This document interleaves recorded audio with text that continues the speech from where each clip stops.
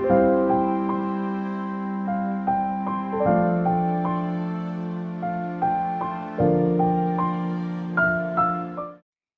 বন্ধুরা, কেমন আছো তোমরা সবাই? আশা করছি সকলেই ভালো আছো, সুস্থ আছো। আমিও ভালো আছি আর সুস্থ আছি। আজকেও তোমাদের সাথে একটা নতুন ব্লগ শেয়ার করব। এই জন্য সকাল সকাল ক্যামেরা অন করে দিয়েছি। আর এখন ঘড়িতে সময় হয়ে গেছে সকাল ৮টা মতো।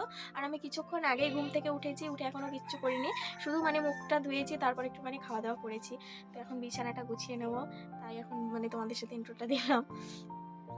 চলে আসলাম আমি বিছানা গোছাতে।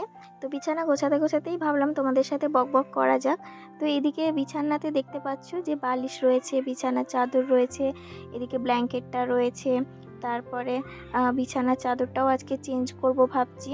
তো 2 থেকে 3 দিন মতো হয়ে গেল বিছানার চাদরটা পাতা আছে। তো ভাবলাম এটা এখন তুলে দিই, তারপর অন্য একটা চাদর পেতে দিই। আর যে চাদরটা আগে পাতা ছিল, যেটা তুলে দিলাম তোমরা দেখলে, ওই চাদরটা কিন্তু সাদা রঙের ছিল। আর দেখতে কিন্তু বেশ সুন্দর লাগতো যেন পাতা। কিন্তু ওই যে বাচ্চারা ওঠে তো, আর 3-4 দিন ধরে পাতা রয়েছে, তো একটুখানি নোংরা হয়েছে। তো ওই চাদরটা তুলে দিলাম। আজকে কিন্তু এই চাদরটা পাচ্ছি। এই চাদরটা কেমন লাগছে তোমরা জানিও। দেখতে মোটামুটি ভালো হলেও একদম কিন্তু খাটে ছোট হয়ে গেছে। যারা রাস্তায় বিক্রি করতে আসে চাদর, ওদের কাছ থেকে নিলে এমনই হয়। ওরা এমনভাবে বলে মনে হয় যেন খাটের থেকে চাদরগুলোই বেশ বড় হবে, কিন্তু শেষ অবধি এই যে চাদরগুলো ছোট হয়ে গেছে। এগুলো চৌকিতে পাতলে ঠিক ছিল। তারপর এই যে দেখতে পাচ্ছ যে পাশ বালিশটা রয়েছে, এটা অনেক ভারী জানো। এটা আমাদেরই পুরনো সব জামা কাপড় দিয়ে বানানো তো, আর প্রচণ্ড ভারী পাশ বালিশটা। আর এই সময়তে আমার এই এত ভারী বালিশ তোলার থেকে আমি ভাবলাম যে যাই, দিদির মেয়েটাকে ডাকি, তারপর ও এসে আর কি বালিশটা তুলে দেবে। এই জন্য ওকে ডাকলাম, আর ও এসে পাশ বালিশটা বিছানার উপর তুলে দিল। তারপর আমি চাদরটা ঠিকঠাক করে পেতে নিলাম। তারপরে তো ব্ল্যাঙ্কেট বালিশগুলো যেগুলো থাকে সব কিছু দেখো আমি গুছিয়ে নিয়েছি।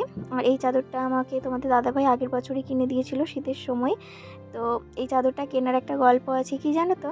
এই চাদরটা যেদিন আমি কিনি সেদিন আমরা একটু পলসন্ডা গেছিলাম বাজার করতে, কিন্তু সেদিনকে আমি চাদর নিয়ে যেতেই ভুলে গেছি জানো, শুধু সোয়েটার পরে চলে গেছিলাম। আর খুব শীত ছিল, পৌষ মাসের শীত বুঝলে।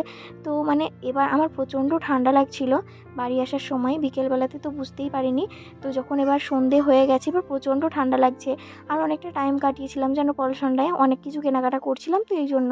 তো শেষ অবধি যখন আমার তোমাদের দাদাভাইকে বলছি যে আমার জানো প্রচণ্ড ঠান্ডা লাগছে, এখন এত ঠান্ডাতে কাঁপতে কাঁপতে বাড়ি যাবো, দিয়ে ও আমাকে আর কি ওই চাদরটা কিনে দিয়েছিল।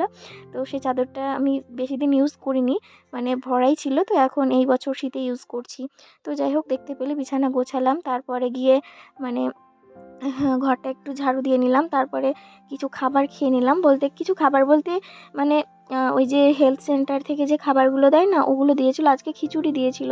তো খিচুড়ি আর একটু ফ্রিজে চানা মশলা ছিল, চানা মশলা আর একটু ডিম সিদ্ধ ছিল, তো সেটাই খেয়ে নিলাম। তারপরে যে এখন আমি ওষুধ খেতে বসে গেছি, কারণ 2 দিন ধরে ঠিকঠাকভাবে ওষুধ খাওয়াই হচ্ছে না। তো ভাবলাম ডক্টর দেখাতে যাব ভাবছি জানো। তো দেখাতে গেলে অবশ্যই তোমাদের জানাবো, আর সব ভিডিওতেই দেখতে পাবে।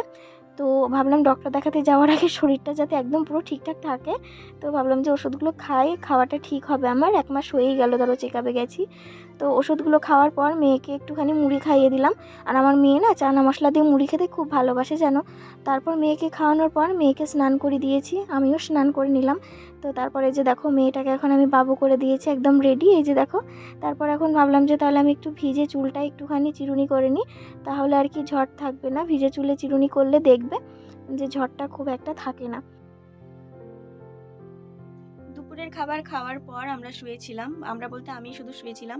আর আমার মেয়েটা শুয়ে শুয়ে একটুখানি কার্টুন দেখছিল। তো ও মার কাছে পালিয়ে গেছে, ও ছাদে গেছে। তো আমি এখানে শুয়ে শুয়ে হচ্ছে গিয়ে একটু ফোন দেখছিলাম, তো ঘুম আসলো না। আর এখন ঘড়িতে সময় ওই 4:30 থেকে 5টা মতো হয়ে গেছে। তো ভাবলাম এখন আর ঘুমিয়ে লাভ নেই, একবার রাত্রিবেলায় ঘুমোবো। আর আজকে বেশ শীত করছে জানো। স্নান করতে গিয়ে কাঁপছিলাম, এতটাই শীত করছিল আজকে আমাকে।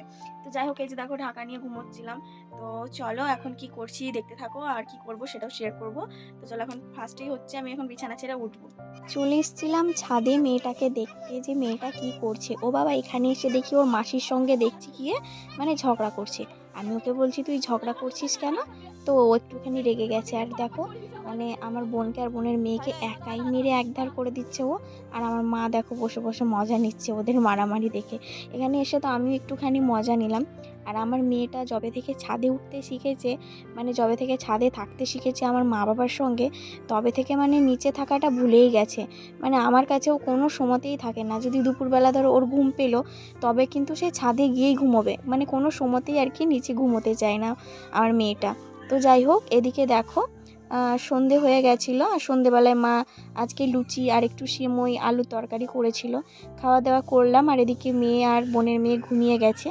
তো এই যে দেখো লুচি সেমই নিয়ে আমি রেডি, এখন এটা খাওয়া দাওয়া করে নেব।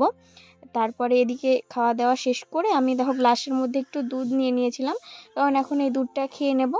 আর আমার মেয়েটাকে আমার মার কাছে রেখে একদম নিশ্চিন্ত থাকি, কারণ আমার মেয়েটা না আমার মার কাছে থাকতেই বেশি ভালোবাসে।